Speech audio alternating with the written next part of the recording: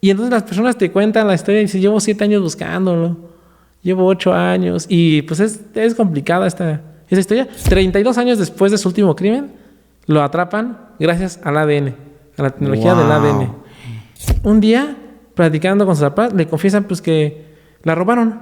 O sea, que no es su hija biológica. Wow. Entonces se lleva a cabo la prueba genética para contradicción de paternidad, para ver cuál de los dos es el padre biológico, ¿no? Ajá. Y entonces, sorpresa, cuando llegamos, ninguno de los dos es el padre biológico. Entonces fueron a hacer una prueba de ADN y resulta que ese niño no era su hijo biológico. Tenían ya 1 año viviendo con él. Ni de la mamá ni del... No. De ninguno de los dos. Ok.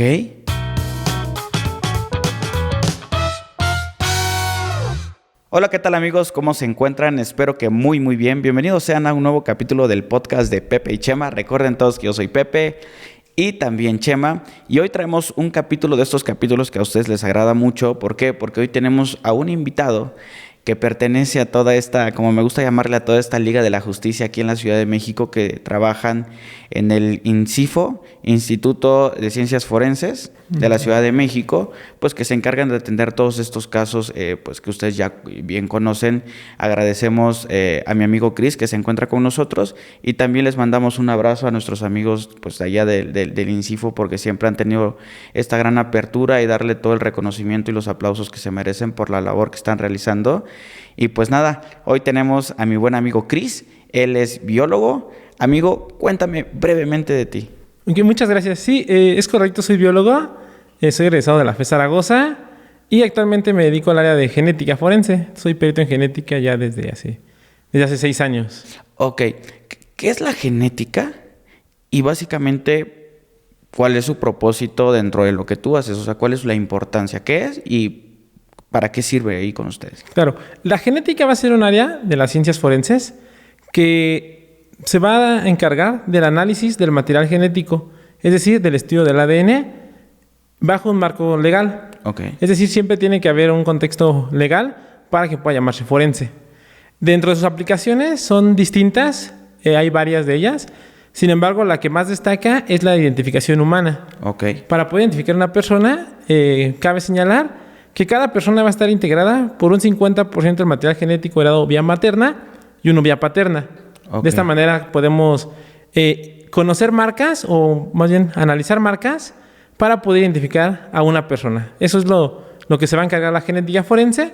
Y en esta área pues hay distintas aplicaciones, desde casos criminales, pruebas de paternidad, violaciones, pruebas de identidad, etcétera. Entonces va a ser un campo amplio en el cual va a tener en cuanto a la identificación humana, aunque nosotros no hacemos, pero sí hay también casos en los cuales se hace identificación de especies, identificación de animales también, que también entran en genética forense.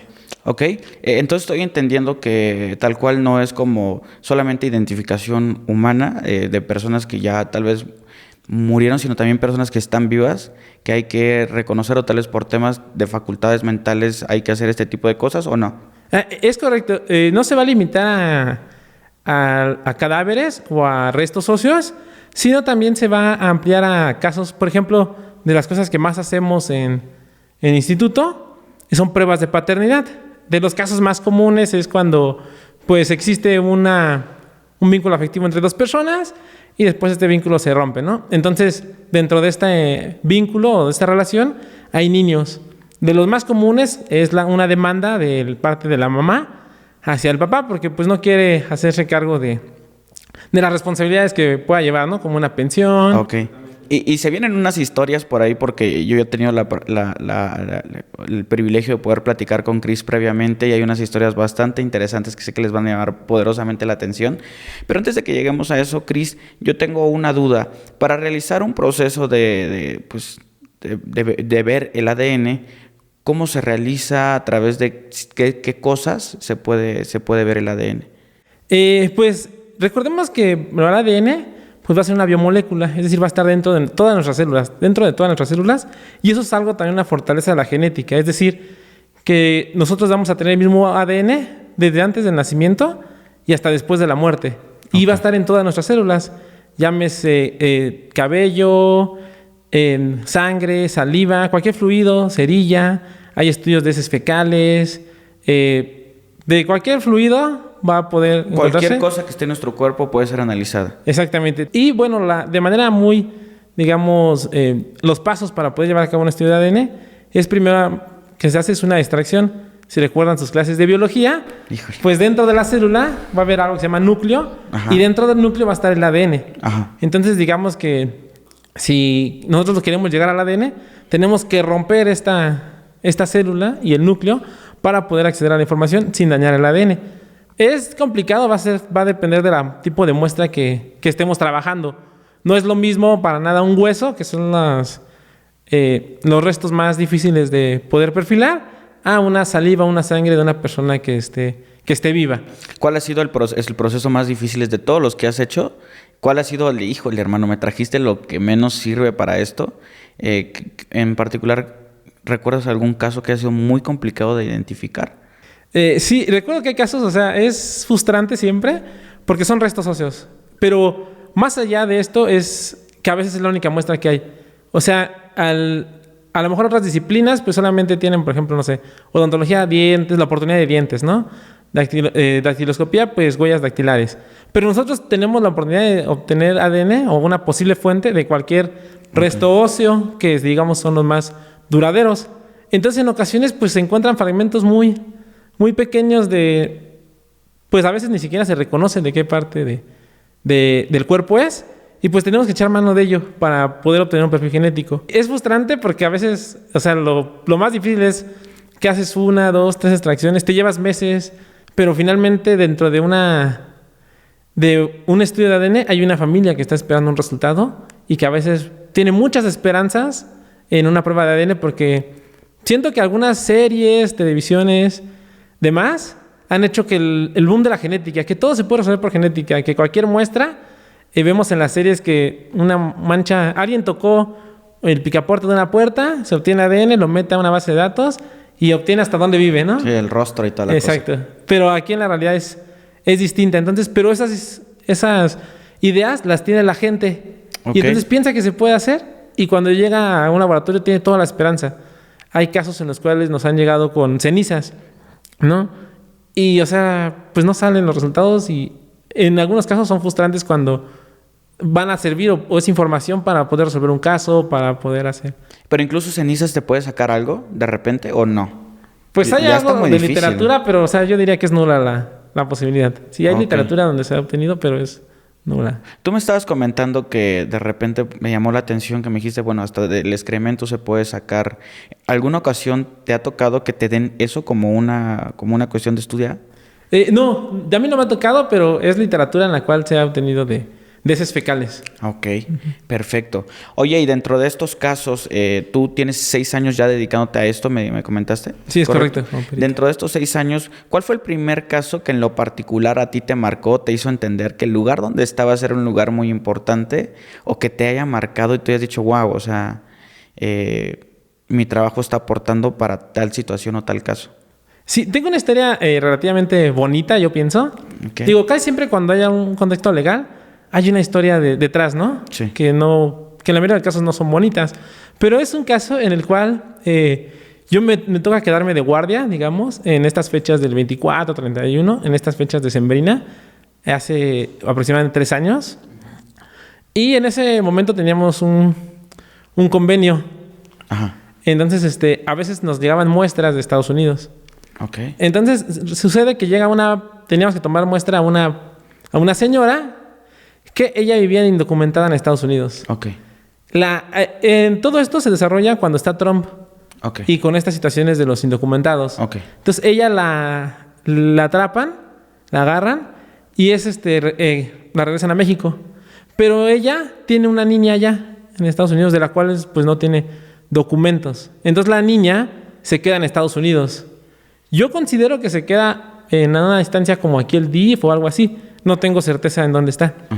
Entonces la señora la mandan para acá, la llega al instituto, yo hago la perfilación y mandamos el perfil genético de ella a Estados Unidos. Okay. Yo pensé que hasta ahí iba a quedar el trabajo, pero no, tiempo después, como 3 días, 2 días antes de Navidad es cuando yo mando el dictamen. Me mandan muestra de la niña. O sea, la muestra viene de Estados Unidos, es una muestra de sangre. y yo la perfilo. Y entonces logro hacer hago el match de que sí guardan una relación de parentesco biológico. Y pues ya con esto es que la niña regresa a cenar pavo con la familia. Digo, es una de las historias que es un final feliz tal vez. Claro. Y que es distinto a la mayoría de casos que tenemos con regularidad. Entonces es una de los que, al ser una ciencia muy aplicada o casi de inmediato, pues son de los que dan satisfacción inmediata, el pensar que se pudo reunir con su mamá. Claro, hay cuestiones de que te dan como satisfacción, pero también seguro hay casos que te frustran por el tema de lo que sucedió previamente en el caso que estabas tomando. ¿Hay algún caso que en lo particular a ti te haya marcado, digámoslo, para mal?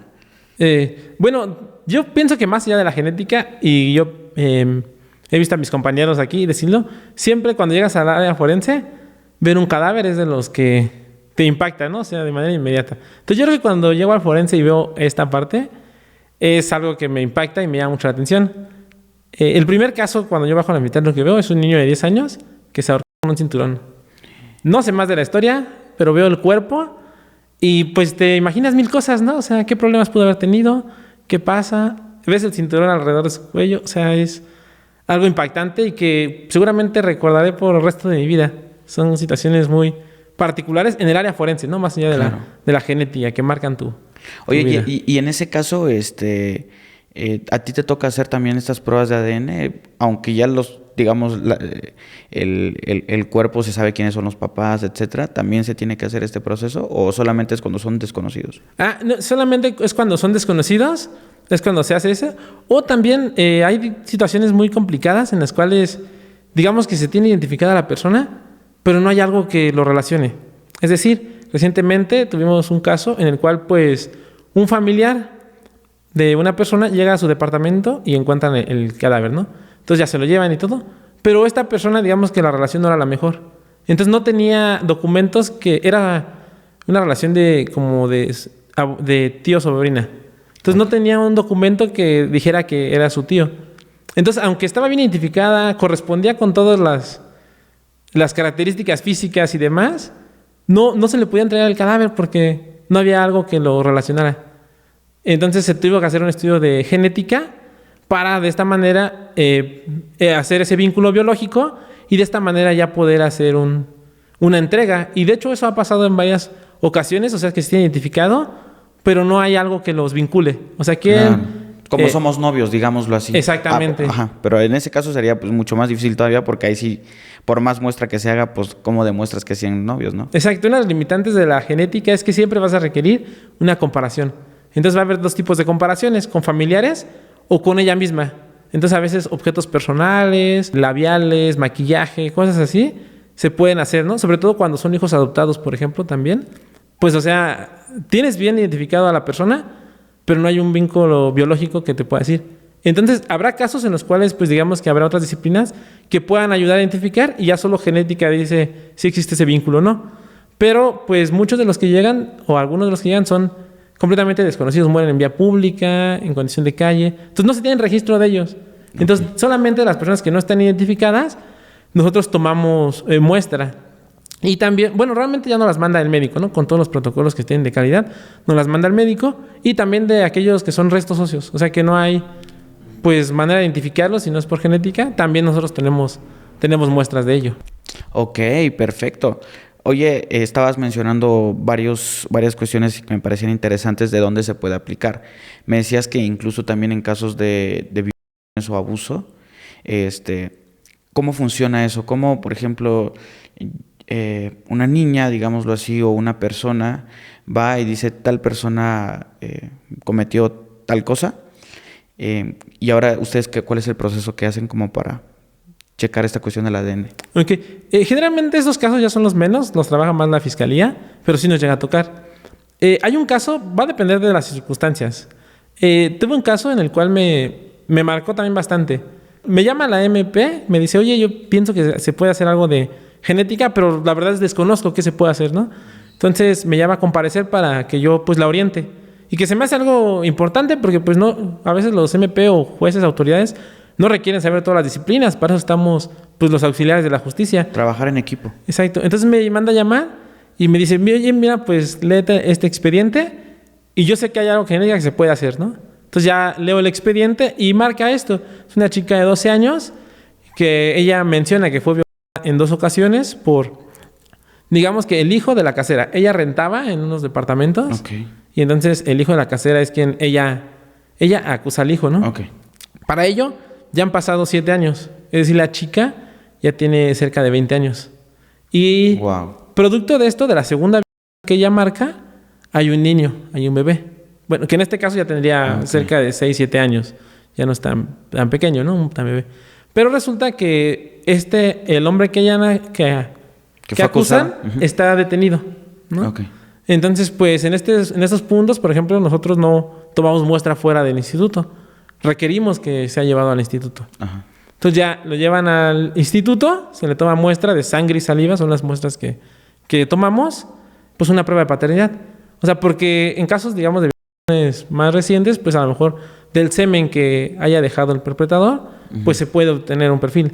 Pero en este caso, pues ya habían pasado 7 años, era imposible. Okay. Sí, claro. Había algún dictamen médico, pero lo único que era el médico legista decía que ella tenía pues algunas lesiones que correspondían a un caso de violación y que el tiempo que ella decía de la violación coincidía con la edad del producto en ese entonces, o sea, del embarazo. Entonces, todo coincidía. Entonces, la chica de 12, 13 años decía que ella nunca había tenido una pareja sexual. Y pues yo creo que es entendible. Y entonces, pues ya lleva a cabo la prueba. Los mandan separado para que no se vean cara a cara. Yo tomo la muestra de la persona que es acusada y después de la chica y del niño, ¿no? Okay. Cuando va la chica, realmente me dicen que deje pasar muchas personas y pues van desde apoyo psicológico, familiares de ella. Yo recuerdo que eran bastantes personas las que fueron ese día al instituto. Y para que ella se sienta un poco más cómoda. Se lleva a cabo la prueba y todo. ¿Y cuál es lo sorprendente? Que no es el papá. Es algo curioso porque yo cuando veo al chico, o sea, cuando veo al niño de 6 años, y ahí es donde es algo muy padre de la genética, que no tiene sentimientos, no es sesgada. Ajá. O sea, tú como persona, la verdad es que por más imparcial que trates de hacer, o sea, siempre tienes un juicio. Y yo recuerdo que dije, se parece al señor, ¿no? Voy a hacer rápido esto para que pues se haga la justicia. Cuando lo hago no es el papá. Y algo que hay que aclarar es que no hay fallo.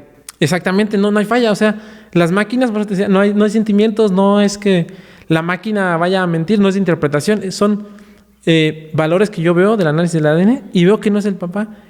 ¿Y qué sucedió? Entonces, pues ya son pocas las veces que sucede esto, pero pues yo digo, pues a lo mejor me equivoqué o algo. Lo repito al estudio, exactamente los mismos resultados. Entonces, pues ya mando mi dictamen, ¿no? O sea, yo cuando leía la historia, es muy triste, marca en el expediente cómo fue la violación, demás. Es feo. Entonces, pues sí te produce algo dentro de ti, la verdad. Claro, sí. Pero cuando ves el resultado dices, pues es distinta a la historia que me han contado. Y me tocó platicar con la psicóloga, quien hizo pruebas también. Y ella decía que, pues sí, ella tenía características de haber sido violada, pero que para ella no era el señor, sino que había sido alguien más que era cercano a ella. Entonces quedó la duda ahí, ya de lo demás. Había un producto, ella siendo pues de 12, 13 años, una niña y entrando a la adolescencia. Pero pues yo considero que el señor, o sea, pues tuvo que haber sido libre. Pero la verdad es que ya desconozco esto. Sí. Porque también es una de las limitantes. Yo no sé si el señor la violó o no. O sea, yo solo lo que sé es que no es su hijo biológico. Lo demás lo desconozco. Claro. Entonces, muy posiblemente sí lo hizo, pero pues igual y el bebé pues es de otra persona. Exactamente, sí. El bebé era de otra persona. Entonces son de las cosas que me agrada de la genética y digamos de las limitantes que a veces alguna persona piensa que genética va a resolver el caso, ¿no? Y pues no es así, entonces, pero eso fue la historia de y en esta otra situación de casos que sean como más recientes, de decir, acaba de sufrir el abuso la persona y entonces vamos a tratar de sacar rastros de semen, tal vez, de la persona para hacer el tema del ADN. ¿Te ha tocado ese tipo de casos? Sí, me ha tocado. Por ejemplo, llega a veces los cadáveres ahí al instituto, digamos que de manera reciente les han dado... Que fueron violados y asesinados. Sí. Okay. Por ejemplo, hoy en día se siguen protocolos para feminicidio. Ok. ¿no? Entonces, los médicos ya tienen un protocolo en el cual pasan hisopos, que son como pues, esos cotonetes largos, por varias partes erógenas de la persona, de la mujer, cavidad anal, cavidad vaginal, mamas, etcétera. Y estos hisopos son remitidos al laboratorio. Entonces, a partir de ahí nosotros tenemos que pues, ver la posibilidad de poder encontrar ADN del agresor. O en ese caso, pues, del semen, de las fuentes biológicas. Entonces, también tengo un caso en el cual me pasó, te lo cuento ya muy rápido. Sí. Es un feminicidio. Me mandan yo hago la prueba y encuentro ADN. Es fácil, o bueno, más o menos fácil, detectar cuando hay contaminación de ADN. Digamos que todos tenemos una parte de la mamá y del papá. Entonces, cuando yo lo visualizo físicamente, hay algo que se llama perfil genético. Yo veo ya sean dos picos en un diagrama que se llama electroferograma. Y cuando veo arriba de 3, 4, 5, sé que hay una contaminación. O sea que más de una persona tiene un aporte en esto. Entonces se puede ver esa contaminación. Okay. Entonces yo lo que hago es también siempre pido muestra de referencia, es decir, muestra del cadáver, para quitar, digamos, el material genético del cadáver dentro de esta contaminación. Pero aún así, después de ver esto, pues sigo viendo que hay más personas, ¿no? Entonces, también hay marcadores que son de cromosomas sexuales. Digamos, la mayoría de los crímenes o actos violentos son cometidos por hombres. Exacto. Entonces, hay algo que se llama cromosoma Y. Si recuerdan igual sus clases, sí, mujer XX y el varón XY. Entonces, hay marcadores de análisis, o sea que solamente voy a ver cromosoma Y. Ok. Y entonces, aunque estos cromosomas Y solo me permite ver linaje, como pasan de una generación a otra, solo puedo decir que pertenecen a un mismo linaje de manera lineal. Es decir, no sé, Chema, si tengas hermanos, pero tu hermano, tu papá, tu abuelito, si tienes hijos varones, tus hijos varones van a tener esta misma información. Pero de igual manera es información que aporta al caso. Ok. ¿No? Y que estas contaminaciones, al ser dirigidas a varones, pues no van a tener contaminación en un cuerpo de una mujer. Entonces, con eso, pues yo hago algo que se llama cromosoma Y. Y lo mismo, veo contaminación en cromosoma Y. Y cuando ves contaminaciones, a veces pues no se pueden determinar a quién pertenece cada una. Pero en este caso, pues, aunque no podía ver que había una de las personas tenía un mayor aporte y una un menor. Entonces yo consideraba que por lo menos eran 2 personas, porque no sé cuántas personas pudieron haber hecho esta visión. Pero yo al menos consideraba 2. El detalle aquí es que a veces, cuando ves una contaminación en genética, el primer sospechoso es el analista. No, es el primer sospechoso que la trabajó mal, en algún descuido. Sí. Entonces siempre lo comparamos con uno mismo, ¿no? Por ejemplo, yo soy varón, pues lo comparo con el mío y no pertenecía a mi perfil. Pero bueno, yo tuve esos resultados y los emití. Entonces ya emito estos resultados de que por lo menos 2 personas habían participado en esta violación y ya. Y después, tiempo después me llaman a comparecer. Y cuando voy a comparecer, efectivamente veo que los acusados son 2 varones. Okay. Entonces son cosas que yo no tengo información, pero que el ADN, o en este caso la prueba, pues te da esa información de que no es de apreciación, sino es una ciencia realmente, ¿no? ¿Qué tanto tiempo hay para que tú puedas identificar? O sea, a partir de 2 días tal vez ya no se puede. Si hay rastros, por ejemplo, de semen, o a partir de un cierto tiempo ya es como dificilísimo de poder hacerlo. Sí, va a depender también de las condiciones, sobre todo. En el caso de semen, por ejemplo, pues lo que yo he escuchado mucho es que cuando son violadas, las personas, muchas de ellas se llegan a bañar luego, como que se sienten sucias. Entonces se hacen limpieza y eso dificulta a veces pues tener rastros de ADN. Generalmente alrededor de 3-4 días todavía se podría obtener, pero si tomo la muestra se puede conservar por años. O sea, ha habido casos en los cuales se toma una muestra y se conserva por años y ya después se puede obtener un perfil genético. Hay un caso muy conocido. Ajá. Voy a tomarme ese tiempo. Del asesino del Golden State, no sé si lo has escuchado. El asesino del Golden State. Golden State, ajá. Es un asesino en serie en Estados Unidos, en California, que mata aproximadamente entre 1975 a 1986, ¿no? Okay. Y tiene más de 50 víctimas. Entonces se vuelve un caos él en California. De hecho, comentan que en esas comunidades donde él, digamos que hacía de las suyas, los perros policías escasearon. Sistema de seguridad para casa, de igual forma, era un poblado, digamos, tranquilo. Pero cuando sucede esto, se conmociona toda la ciudad de California, ¿no? Okay. O sea, su objetivo principal eran mujeres solas o con hijos pequeños, las cuales violaba y en un inicio y después ya también asesinaba. Entonces las muestras que se recogían se guardaban.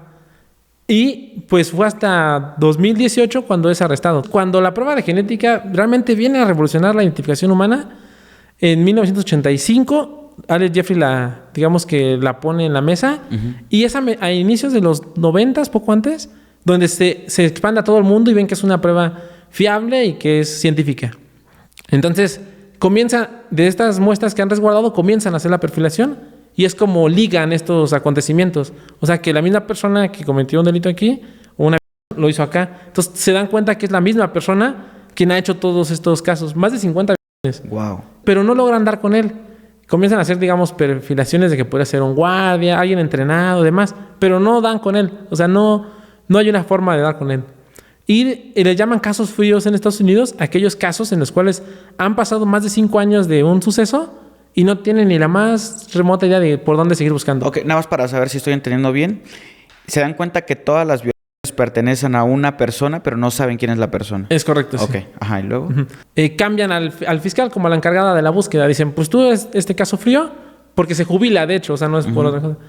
Pues aquí está este caso frío, pues investiga, ¿no? Entonces, ella se le ocurre algo con las nuevas tecnologías y los avances que se tiene y que hay que tener cuidado. Con el perfil genético lo mete a una base de datos pública que se llama GeneMatch. Y hace un match, no al 100%, porque no era, digamos, de la misma persona, pero hace un match de parentesco. Y lo relaciona con un sobrino. Es decir, uno de los sobrinos de él había metido su perfil genético a esta base de datos. Entonces ahora tiene una pista de por dónde buscar. Okay. Entonces ahora investigan al sobrino sobre saben que no es él, pero saben que está relacionado a él. Ajá. Entonces investigan esta relación de parentesco pues con familiares que pudieran vivir dentro de la zona donde se cometieron los crímenes. Y tiene 2 tíos, ¿no? Uno de ellos policía retirado. Y toman muestra de la basura de uno de los tíos, de este tío que era policía retirado, y hace el match completamente. Entonces lo arrestan, ahí se buscan los videos en internet. Más de 80 años ya tenía este oficial retirado. Wow. Y es cuando lo atrapan. 32 años después de su último crimen, lo atrapan gracias al ADN, a la tecnología del ADN. No, está cañón. Sí, o sea, yo creo que hay casos en los cuales pues ya no se tienen esperanzas y se obtiene algo así, ¿no? Y ahí te va uno que justo he estado viendo como mucho documental. Seguramente ya lo viste, pero este documental va justamente de una persona en Estados Unidos que se dedica a inseminación artificial. Entonces, pues él tiene su consultorio y ha ganado como muchísima fama porque puede hacer que las mujeres se embaracen. Y él, supuestamente extrae todos este semen de personas que están como en un hospital de enfrente. El punto de todo esto es que resulta que una chica que ya tenía cerca de 40 y tantos años, se hace una prueba de ADN porque dice, no es normal que mis papás sean de esta forma y yo soy rubia, de ojos azules, esto y lo otro, y supuestamente mi mamá fue el semen de mi papá en este caso, porque hay veces que lo extraían de otras personas y hay veces que era como el papá que lo daba. Entonces a ella no le cuadraba este tipo de cosas y comienza a investigar al doctor que practicaba estas situaciones. Resulta que el doctor sí iba por, la enfermera iba por el semen, ya sea del papá o de una persona que lo estaba donando, y lo cambiaba y le ponía el suyo. Y entonces el documental trata de cómo esta chica, a través de esa página, se empieza a dar cuenta de que hay muchas personas que son sus hermanos. Y entonces pues se reúnen con el doctor y le preguntan cuántas personas aproximadamente son. Y entonces él dice, máximo son 16. El punto es que el documental va evolucionando y va pasando y de repente vamos en el hijo 48. Y no sé si, no quiero errar, pero voy a poner el dato exacto, que creo que son como 216 hijos del Señor. Obviamente, tú sabes que en el tema de la inseminación artificial, si una persona está donando el semen, máximo se puede utilizar creo que hasta en 4 personas. porque si son más en un pueblo, en un poblado, digámoslo así, puede que se esté cometiendo incesto sin saberlo, ¿no? Y esto puede traer problemas, supongo yo, en alteraciones para los niños por ser hermanos. Entonces es un documental bastante interesante y justo hablan de esta plataforma de que suben su estado de ADN y si aparece alguien que tiene uno similar, ya como te los junta, como si fuese una red social, digámoslo así. Antes realmente no nos enfrentábamos a estos casos, por ejemplo, de inseminación. Hoy en día ya en el laboratorio nos hemos enfrentado a casos de inseminación y entonces hace poco un caso, pues, en los cuales los jueces también tienen que irse, pues, preparando y viendo las nuevas situaciones que van a ir surgiendo, ¿no? Algo así como lo que comentas, digamos que unos amigos, una chica, le dice a su amigo, oye, pues dóname semen, ¿no? Yo no tengo pareja, pero quiero ser madre. Y fíjate que de ahí no te voy a molestar, no, o sea, no te voy a molestar, no tienes que hacerte responsable, solo quiero que pues tú seas el padre. Ah, ok, va. Ella lo registra como madre soltera, no hay ninguna situación distinta. Él pues sigue siendo amigo de la chica y pues de manera regular ve a la niña, ¿no? Pero pues la ve, digamos, pensaría yo como pues alguien que le tiene cariño y hija de su amigo. Pero la chica, la mamá se ve envuelta en situaciones económicas difíciles y lo que hace es demandar a esta persona. Entonces, toda esta historia nosotros no lo sabemos hasta después. Okay. Entonces, nosotros hacemos la prueba y vemos que es el papá biológico. Ajá. No hay ninguna situación rara. Ajá. Pero entonces, el alegato de él es que pues él había hecho un trato con ella y todo lo demás que implicaba la responsabilidad de cuidar a la niña. Ajá.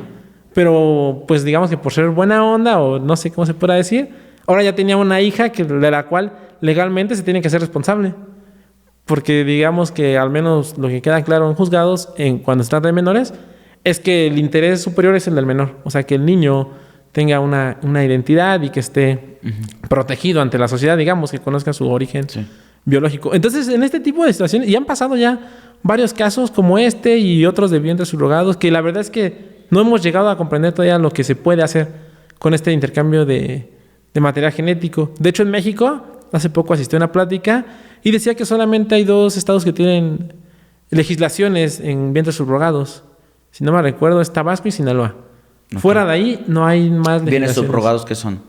Cuando una pareja que no puede tener hijos por distintas situaciones, contratan a una chica para que ella tenga al producto y se desarrolle dentro de ella. Okay. Una vez que nace, el bebé es dado a la pareja digamos que pagó. Okay.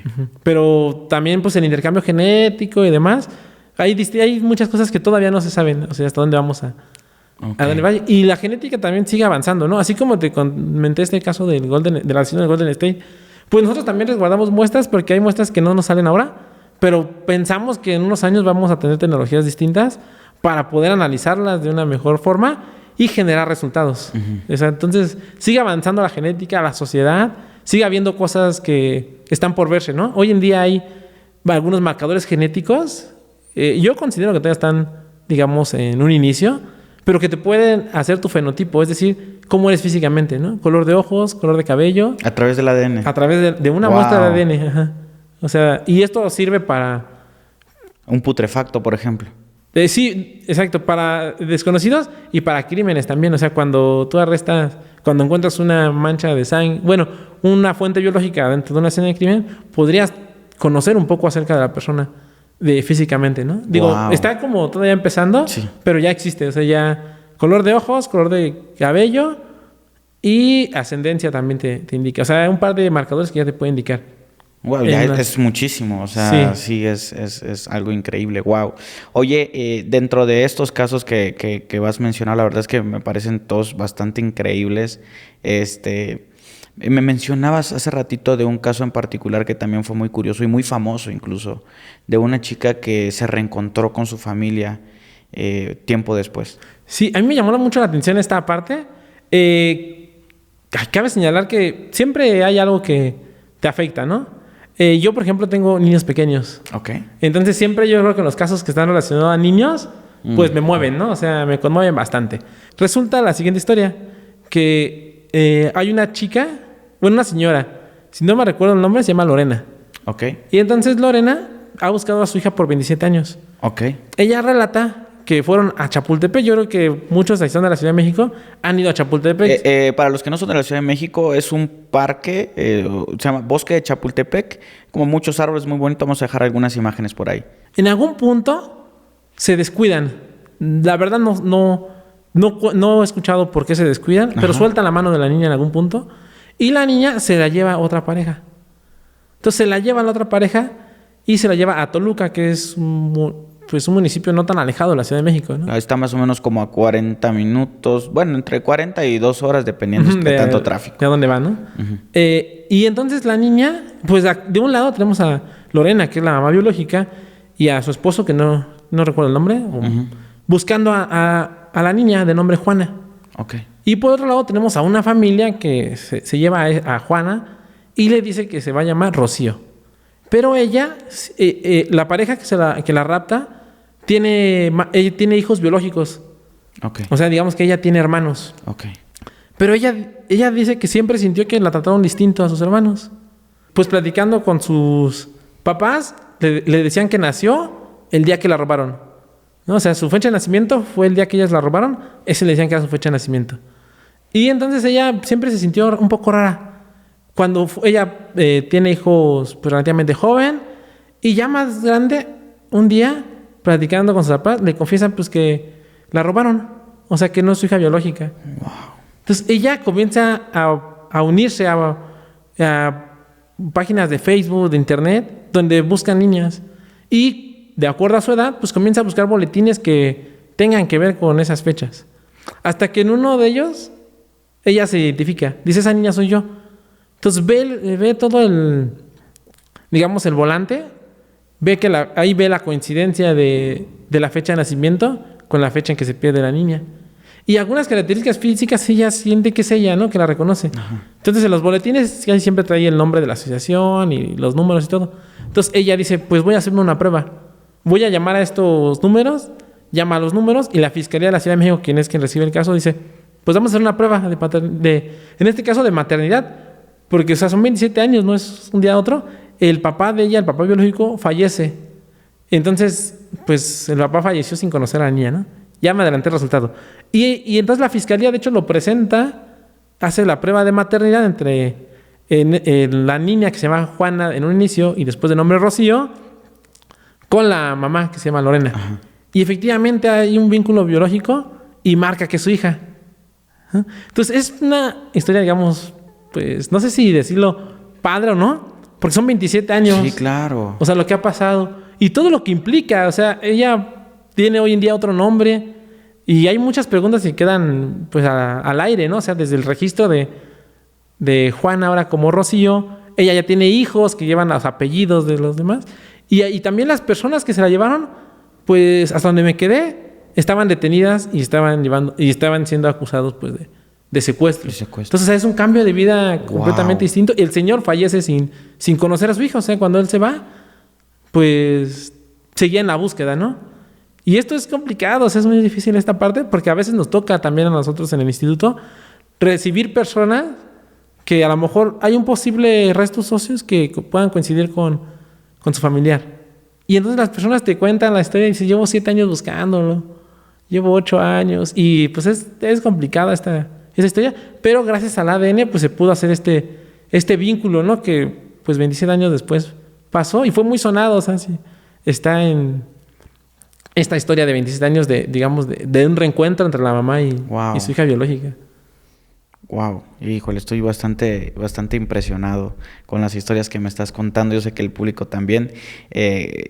Y entiendo ahora tu pasión por el tema del ADN realmente, porque siento que has tenido la oportunidad de mezclarte en diferentes historias que pues algunas con satisfacción y otras no tanto, pero es bastante interesante. Para ir como poquito a poco ya ir finalizando, ¿alguna otra historia, alguna otra cosa que quieras mencionar que se nos esté pasando, que me la hayas mandado y yo no la haya tomado en cuenta aún? Me apasiona mucho la genética porque más allá de algo científico, también siempre hay un sentimiento, ¿no? Hay algo de situaciones afectivas. Okay. Una historia sucedió en el Estado de México. Esta de igual forma no la trabajamos nosotros, pero sucede lo siguiente, que hay una familia que tiene un niño de 1 año, pero ve que su hijo no se parece a nadie de la familia. Ya ves que siempre cuando tienes un bebé, ¿a quién se parece? No, que al papá, a la mamá. No, que este es al abuelo que tiene. Pero ese niño no se parecía a nadie. Y pues hoy en día, con los conocimientos que se tiene, pues lo primero que hizo uno de los padres es, hay que hacer una prueba de ADN. Entonces fueron a hacer una prueba de ADN y resulta que ese niño no era su hijo biológico. Tenían ya 1 año viviendo con él. Ni de la mamá ni del... De ninguno de los dos. Ok. Y entonces, pues lo primero que piensan es, ¿a quién le reclamamos? Pues al lugar donde nació. Entonces van al hospital donde nació, era un hospital público, y pues comienzan a rascar, a rastrear, y se dan cuenta pues que hubo otro niño que nace pues la misma fecha, ¿no? Y entonces contactan a la otra familia, hacen la prueba, y efectivamente los bebés estaban intercambiados. Entonces aquí hay una situación complicada, al menos te digo yo como padre, o sea, un niño va más allá de la genética. O sea, cuando tienes un niño te encariñas demasiado. Y más de un bebé. 1 año, o sea. Y entonces, pues comienza un proceso legal, judicial. Es bien complicado porque yo consideraría, como padre, pues quieres a los 2 niños, ¿no? Al niño que estás criando ya de 1 año y a tu hijo biológico. Pero la otra familia quiere lo mismo. Y es donde recae la responsabilidad en el juez. O sea, tú puedes decir ¿Qué es lo situación correcto? Genética, como este es hijo de esta familia y este de acá. Pero ya no puedes hacer más. Ya el juez es quien determina. Y en este caso que lo seguí, el juez determinó, no sé qué tan bien sea, intercambiar bebés. O sea, fue la... Claro. Pues en teoría legalmente pues es lo lógico, si tú lo quieres ver así. Híjole, qué impresión. Sí, pensaría esa parte. Pero es complicado este caso, ¿no? Nosotros hacemos, te comenté, pruebas de paternidad. Entonces, mandamos el dictamen, pero no termina ahí. Muchas de las cosas que lo que sucede es que nos mandan a llamar a audiencia. Entonces ha habido audiencias que pues se han llevado sorpresas, ¿no? Ajá. En alguna ocasión, una señora que tiene, digamos, un niño reconocido por una persona. Y otro señor, por otro lado, que los demanda pensando que haciendo cuentas, ese niño podría ser de él. Ajá. Entonces se lleva a cabo la prueba genética para contradicción de paternidad, para ver cuál de los dos es el padre biológico, ¿no? Ajá. Y entonces, sorpresa, cuando llegamos, ninguno de los dos es el padre biológico. Entonces, eso a veces se sabe, en ese caso, en el juzgado fue cuando se abre el dictamen, y ninguno de los dos es el padre biológico. O sea, ahí sí muchos de los secretos quedan pues expuestos, ¿no? Y ninguno de los dos es el padre biológico. Entonces, en aquel momento me recuerdo que pues el juez insistió a la señora pues que le dijera al niño quién es, pues el derecho que tiene de su identidad biológica, de quién es su padre y los derechos que tendría que tener él. Pero estas 2 personas, pues ninguno de los dos era el padre biológico, ¿no? O sea, son historias no tan comunes, pero sí llegan a pasar. Otra de audiencia te voy a contar. Es una señora que demanda un desconocimiento de un niño de 3 años. ¿Cómo? La señora dice que con la pareja que está y que lo reconoció, no es el padre de sus hijos. Okay. ¿No? Entonces se lleva a cabo la prueba de ADN y efectivamente el que está como padre legal, digamos, no es el padre biológico. Okay. Entonces vamos a la audiencia y aunque digamos las partes que es la señora y el señor rompen este vínculo afectivo, supongo, y le dice que no es el padre, pues el señor, el papá, ya había hecho un vínculo con el niño. O sea, tenía 3 años. Claro. 3 años criándolo, con el apellido, pensando que es su hijo. Y en ese punto, o sea, es complicado porque dice el juez, pues sí, efectivamente no es su hijo biológico. Entonces, por lo tanto, se deslindan de las responsabilidades que tiene con el niño por ser su padre. Pero pues también esto hace que no lo pueda ver, que no tenga pues acercamiento al niño, sí. Derechos con el niño. Y me recuerdo que este chavo era un joven, decía, juez, estaba llorando, o sea, decía, juez, pero yo lo he visto como mi hijo, yo lo he criado, yo he estado con él, y pues no quiero separarme, o sea, aunque no sea mi hijo biológico, pues quiero hacer algo para poder estar con él, ¿no? Y entonces en este punto, al menos en esa audiencia, no sé, o sea, pues simplemente es como si lo hicieran a un lado, ¿no? Y entonces es complicada esta situación porque, digo, más allá de algo genético, pues no existe ese vínculo genético en este caso entre el señor y el niño, pero sí. El vínculo afectivo era demasiado mayor que el genético, yo pienso. Sí, ¿no? Siempre. Wow. Entonces son casos que, y pues llorando, o sea, yo creo que yo haría lo mismo, ¿no? Si me dicen el día de mañana, estos no son tus hijos, haría exactamente lo mismo, ¿no? Sí, claro, no. Yo digo, yo no tengo hijos, pero pues es como si me dijeran a mí mis sobrinas o lo que tú quieras, ¿no? O sea, sí. El vínculo afectivo el vínculo afectivo que tienes es mayor. Pues esas son historias que pasan en el día a día en el área forense y son pues importantes en ese sentido, en el que uno hace su mayor esfuerzo. La verdad es que es a veces complicado obtener ADN de restos óseos o de otras muestras en tiempos muy rápidos, y finalmente casi siempre hay una familia, un juez o una autoridad esperando un resultado para poder determinar algo, ¿no? De acerca de la directriz que va a tener cierto asunto, ¿no? También las técnicas, la verdad, a mí me apasiona mucho la genética. Es impresionante todo esto que se está haciendo ahorita y que se está visualizando para el futuro, ¿no? Hoy en día, por ejemplo, uno de los problemas o de las esperanzas que se tiene en México es con el número de desaparecidos, de personas desaparecidas, que iban más de 90,000, creo, ya en los últimos datos que había leído, más de 100,000, y que pues muchas esperanzas están en bases de datos, ¿no? Genético, que esperemos que funcionen pues relativamente pronto, aunque también considero que hay que tener ciertas reservas de cuál será el alcance que tengan, ¿no?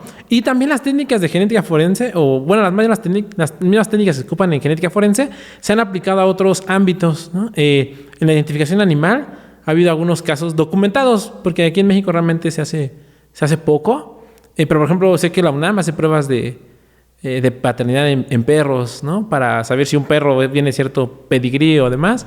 Y también algunas de esas técnicas que se utilizan aquí se han utilizado para casos históricos, en algunos casos como igual de literatura, en la identificación de la familia imperial Romanov, ¿no? De estos zares rusos. Y pues la historia de Anastasia, ¿no? Que pues hasta tiene su historia en animación a partir de este caso de los Romanov. La identificación plena se logra gracias a estudios de genética. Hay otros casos, por ejemplo el de Joseph Mengele, que es conocido como el Ángel de la Muerte, uno de los médicos que estuvo inmerso en la Segunda Guerra Mundial, y que tras la caída, digamos, de todo el ejército alemán, huye hacia Sudamérica y pasa por varios países, cambiando sus identidades y demás. Y pues las autoridades, al menos cuando hacen esta búsqueda, pues es importante el saber dónde está o reconocerlo, ¿no? Tiene un hijo reconocido, su esposa, y lo buscan, ¿no? Cuando lo encuentran, pues ya había fallecido, pero digamos que en esta parte, pues esas técnicas permiten la identificación plena de la persona, ¿no? Entonces habrá pues hay estudios importantes. Hay otro de Cristóbal Colón para saber su origen, ¿no? O sea, todos nos sabemos la historia de Cristóbal Colón y cómo llega a América, pero no sabemos de dónde es, ¿no? O sea, hay una controversia de qué país puede ser. Entonces hay un investigador que quiere hacer esto, y entonces está el artículo de dónde puede ser su origen biológico de Cristóbal Colón a través de cromosoma Y, que es del linaje. Y entonces historias así de históricas que tienen un impacto, pues, digamos, de manera inmediata en el enriquecimiento de la cultura, ¿no? Que se ha hecho. Se han obtenido ADN de momias también, ¿no? De 3,000 años. O sea, hay estudios importantes que se han hecho, aunque esto ya entraría en otro campo, no dentro del área legal, ¿no? O sea, algo forense, pero existe, ¿no? Y también, pues, casos donde se tienen que hacer exhumaciones, pues también participamos en algunas ocasiones, y entonces son casos que con estas técnicas pues se llegan a ciertas aclaraciones de lo que pudo pasar, y pues esperemos que esto siga avanzando, ¿no? Alguna vez escuchaba por qué es importante identificar a las personas, y uno de ellos es, pues, no sé cuál sea primero, pero al menos hay 2 razones muy de peso, y uno de ellos es las creencias que tengan los familiares, ¿no? Acerca de la sepultura o el descanso eterno que tengan, ¿no?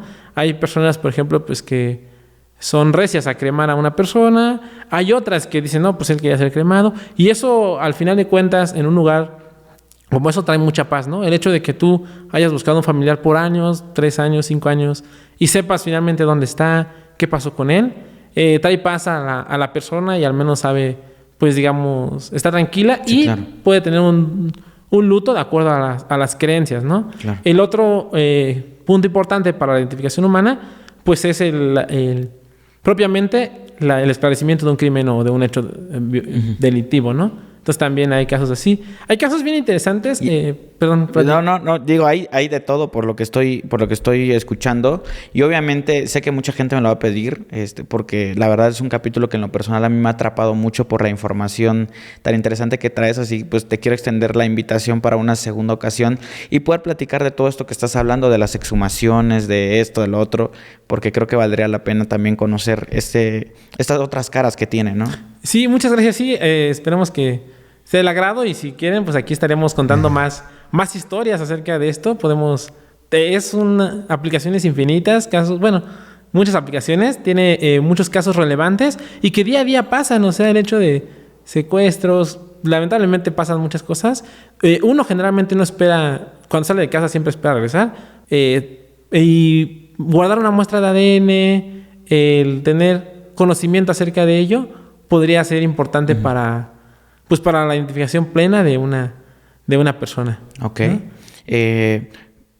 Para la gente que esté interesada en el tema, el doctor tiene redes sociales donde subes contenido similar a lo que estamos platicando ahorita, ¿verdad? Sí, tenemos ahorita una página de Facebook que se llama Genética Forense Fingerprint, para que nos sigan, nos pueden mandar mensaje también si son cuestiones académicas o otro. Te voy a pasar el link igual. Sí, claro, lo vamos a dejar en la descripción por ahí para que puedan entrar y ya puedan redirigirse a la página. Ajá, entonces ahí quedamos para cualquier situación que necesiten, pues ahí estamos a la orden. Muchas gracias, Chris. De verdad es una plática que en lo particular disfruté mucho, no solo porque aprendí, sino que las historias también son historias que algunas con satisfacción y otras fuertes, pero de verdad ha sido una experiencia muy bonita poder platicar contigo, así que te quiero agradecer.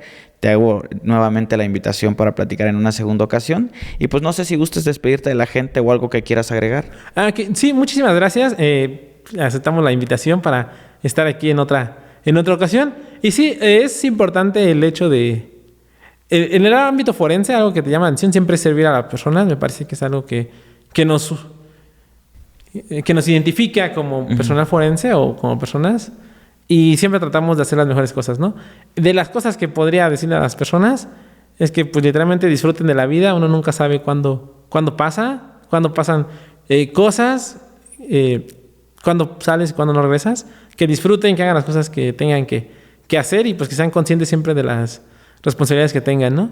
Sí. O sea, si haces un acto, siempre va a tener unas consecuencias y pues eso, o sea, siempre hay algo que te mueve en el área forense, que si les apasiona y les gusta este mundo, pues que se adentren, que sean personas preparadas, que estudien, que no se dejen llevar por todo lo que les dicen, ¿no? Y en el caso de genética forense, bueno, ya no nos da tiempo, pero hay muchísimos mitos, ¿no? O sea, que tienen que ser aclarados y que en audiencias nos preguntan, o sea, yo pensaría, ¿cómo me pregunta esto si esto es literalmente conocimiento a veces de secundaria, preparatoria? Pero hay muchas dudas, ¿no? Y para eso estamos precisamente para aclarar esas dudas dentro de una audiencia, por ejemplo, en un ámbito forense, como como el caso de la Ministerio Público que te comenté. Ella no sabía qué se podía hacer, pero dice, pues creo que genética puede ayudar. Entonces, le habla a alguien y de esta manera pues se amplía ese conocimiento, ¿no? Okay. Entonces sería esa parte y pues sería todo. Gracias. No, amigo, muchísimas gracias a ti, de verdad, por la labor que estás haciendo. Sin duda alguna hay muchas familias que ahora pueden estar tranquilas, o tener cierta paz, porque pues gracias a tu trabajo se pudo resolver alguna situación, así que muchas gracias por eso. Nuevamente, muchísimas gracias al INCIFO también por la labor que están haciendo, a los directores, toda la gente que esté ahí.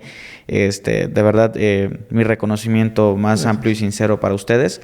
Y pues nada, amigos, nos estamos viendo en un siguiente capítulo. Igual ustedes, amigos, nos andamos viendo, cuídense mucho. Recuerden que este es el podcast de Pepe y Chema. Yo soy Pepe y también Chema. Nos vemos muy pronto. Hasta luego. Gracias. Listo, hermano. Listo. A ver qué tal. Quedó bastante bien. A mí me gustó mucho. Sí, a ver qué estuvo bien interesante. A mí